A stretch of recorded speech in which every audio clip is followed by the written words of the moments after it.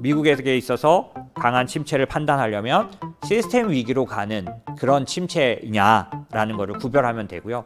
시스템 위기는 어떻게 할 수 있느냐? 예를 들면 서프라임 모기지 때처럼 만약에 모기지 금리가 지금 폭등해서 뭐 5%, 6%대를 가고 있는데 이럴 경우 미국의 가계가 가진 부채를 견디지 못해서 서프라임 모기지 때 터졌던 것 같은 시스템 위기가 오는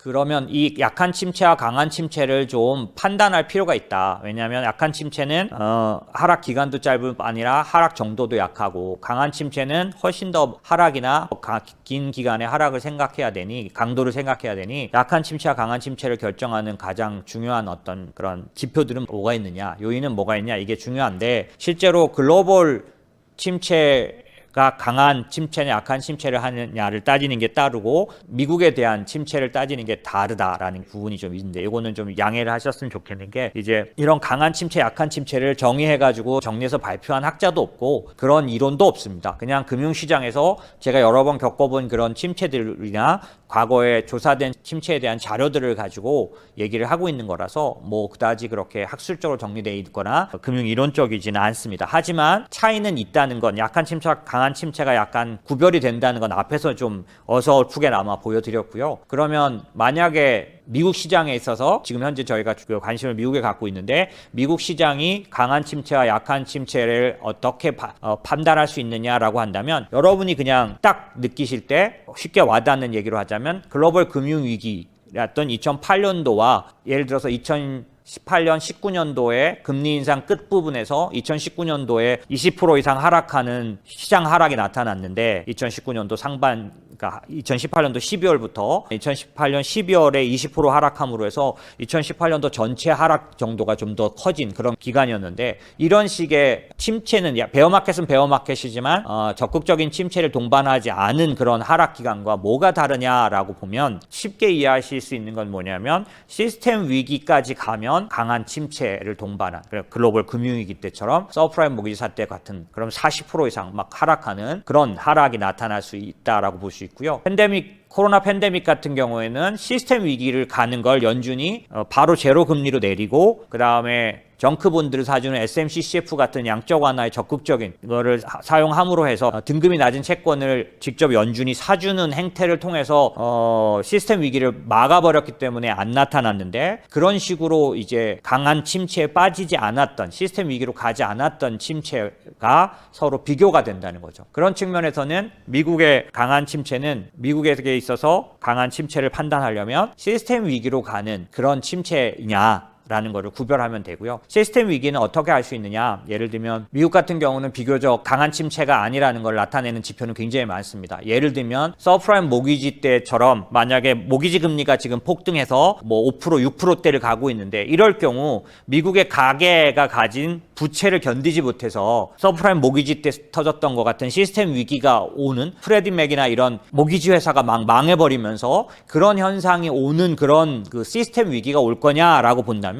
지금 보시는 것처럼 미국 가계 부동산의 보유 가치 대비 모기지 비율이 서프라임 모기지 때하고는 비교도 안 되게 낮아요. 그 당시는 55%가 넘어갔다면 지금은 막 20%대, 30%를 좀 넘는 정도밖에 안 되는 거죠. 지지난달에 제가 몇 가지 지표를 소개해드렸는데 그 중에서 하나는 뭐냐면 가계의 부채 비율이 굉장히 낮다. 그 다음에 기업의 부채 비율이 굉장히 낮다. 미국 같은 경우는 지금 시스템 위기로 갈 수 있는 상황이 아닌 것들은 굉장히 많은 지표들이 있습니다. 그 다음에 오른쪽에 보시면은 이거는 최근에 했던 미국의 은행 스트레스 테스트, 모든 은행들의 스트레스 테스트 결과예요. 보시면 2022년이 최근 몇 년도 중에서 제일 이제 우량한 상태에 들어가 있죠. 그래서 이 은행들 스트레스 테스트는 어떤 거냐면은 그 금리가 44%까지 올라가는 그 다음에 은행이 이제 부도가 날 수 있을 여러 가지 사태를 감안해서 은행을 체크하는 건데 이 상황에서 제일 나쁜 은행들조차도 상당히 건전하다는 게 증명됐기 때문에 실제 현재 미국은 시스템 위기로 가는 상황은 절대로 아닌 그런 모습들은 부채 비율이라든지 여러 가지 통해서 나타나고 있다라고 보시면 되고요. 글로벌 시장이 강한 침체 오냐 약한 침체가 오냐는 미국과는 좀 다르게 봐야 합니다.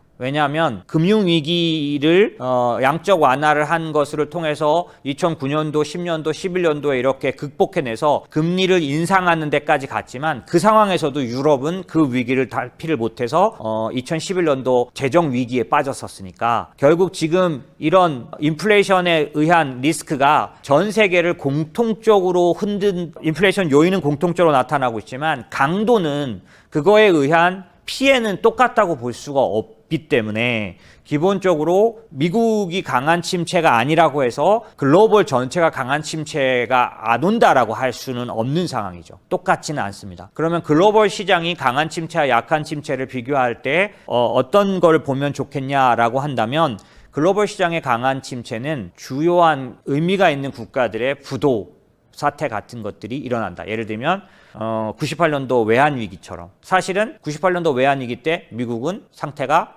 좋은 상태였었습니다. 신흥국, 외환 위기를 맞은 신흥국들, 아시아 쪽만 흔들렸던 거지 실제로 미국은 그 당시 90년대 호황의 끝자락에 있었고 견딜만한 상황이었어요. 동일한 침체 상태가 아니었어요. 그런데 아시아 국가들은 외환 위기에 빠졌죠. 근데 그런 상황이 지금 온다는 게 아니라 이렇게 항상 미국과 글로벌 특히 신흥국들하고는 다를 수 있다는 생각을 해야 되는데 그럼 글로벌 위기 정도를 생각하려면 어느 정도 돼야 되느냐? 중국 같은 나라가 크게 흔들려야 되는 거죠. 두 번째, 이제 의미 있는 신흥국들이 부도가 나는 일들이 있어야 됩니다. 예를 들면 스리랑카 이런 애들은 이미 부도 났죠. 그래서 그런 이미 알려진 그런 나라들의 부도는 크게 의미가 없는데 그리고 한 두세 국가 지금 이미 대기하고 있어요. 부도 발표 날 것 같은데 그런 것들은 크게 글로벌 위기까지 가지는 않습니다. 하지만 중국이라든지 홍콩이라든지 그다음에 특히 이제 요즘 제일 많이 올라가 있는 게 뭐냐면 남유럽 국가들입니다. 유로존 안에 있는 피그스 국가라고 말하는 그쪽에서 만약에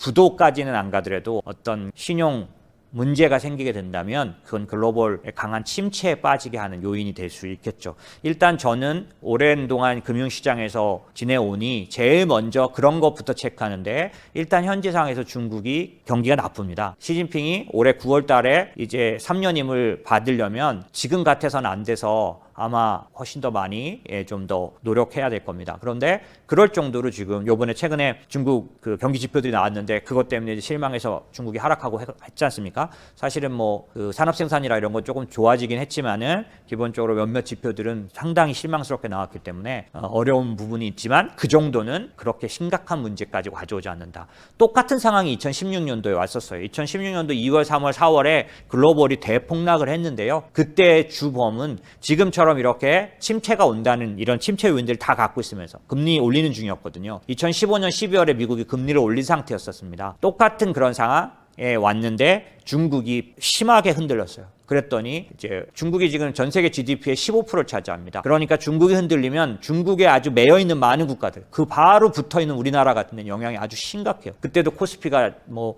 제일 많이 하락한 나라 중에 들어갈 정도로 하락했었습니다. 그렇기 때문에 중국이 간단치 않아요. 그런데 지금은 그런 상태가 아닌 걸 제가 분명히 알죠. 그렇기 때문에 글로벌 침체, 강한 침체를 얘기할 상황은 현재는 아닙니다. 하지만 남유럽 국가는 어려움이 있어요. 그래서 조금 이따 지표를 보여드리겠지만 그냥 단적으로 말하면 지금 독일 국채금리와 이탈리아 국채금리가 금리 차이로 5% 이상 차이 나게 되면 위기에 들어간다. 라고 봐도 되고 지금 2%에서 3% 사이 차이 납니다. 그런데 이게 순식간에 이제 벌어질 수 있는데 왜냐하면 점점점 지금 달러는 강세, 유로는 페리티라고 아시죠? 그런데 그런 일들이 번영되고 있기 때문에 만약에 유로가 심각하게 남유럽이 흔들리게 된다면 글로벌 경기 침체 국면으로 들어갈 수 있는 거는 아니라고는 할 수는 없는 상황입니다. 그렇게 될 경우 거기에 속해 있는 신흥국들의 시장 조정 정도는 제가 지금 말씀드리는 것보다 좀 더 아주 타이트하게 봐야 될 상황이 오게 될 겁니다. 그래서 뭐 한국 같은 경우에도 2200 정도에서 충분히 빠졌다라는 PBR 지금 0.8 이러니까 역사적으로 봤을 때 지금 약한 침체로 보면 현재는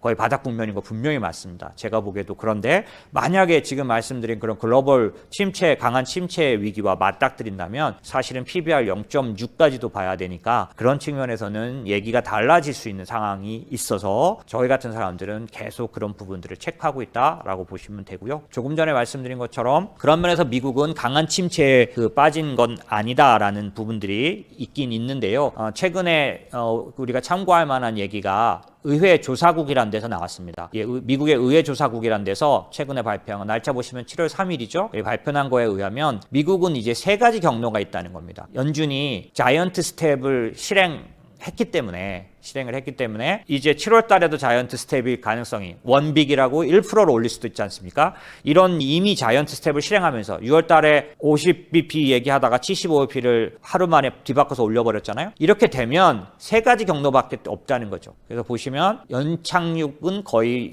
그 시나리오에서 빼고 이제 경착륙, 더블딥, 스태그플레이션. 사실은 더블딥과 스태그플레이션의 선택이 남아있다. 라고 의회 조사국은 발표했습니다. 스태그플레이션과 더블딥은 완전히 다른 얘기고요. 만약에 연준이 금리를 올려도 더블딥에 빠질 가능성이 높고 만약에 안 올린다면 긴축을 강하게 하지 않으면 더 안 좋은 스태그플레이션에 빠진다라고 선언을 했는데 스태그플레이션은 사실 답이 좀 없는 현재 상태예요. 그래서 그런 면에서는 인플레이션이 기조적으로 나타나는 거고 관리되지 않아서 내년도 내후년도 그러니까 70년대로 보면은 인플레이션이 내려갔다가 다시 기어 올라와서 또다시 19%, 20%까지 가는 그러니까 14%, 15%, 16%, 17%를 또다시 올라가는 그런 인플레이션이 뒤늦게 온 스태그플레이션 그 부분이 올 수 있다라는 얘기를 했고요. 그런 측면에서 더블 딥으로 가는 확률이 극히 높은 걸로 이제 어느 정도 표현되어 있는데 더블 딥은 1980년도에 한번 나타났던 거고 경기가 좋아지다가 다시 주저앉는 걸 말합니다. 그런 측면에서 더블딥은 80년대 해결 방법이 있었기 때문에 어떤 해결 방법? 금리를 올려서 기본적으로 달러를 정상적인 위치로 가져갔을 때 살아났기 때문에 현재로서도 기본적으로는 더블딥이 온다면 그런 부분에 대해서는 연준이 금리를 내려서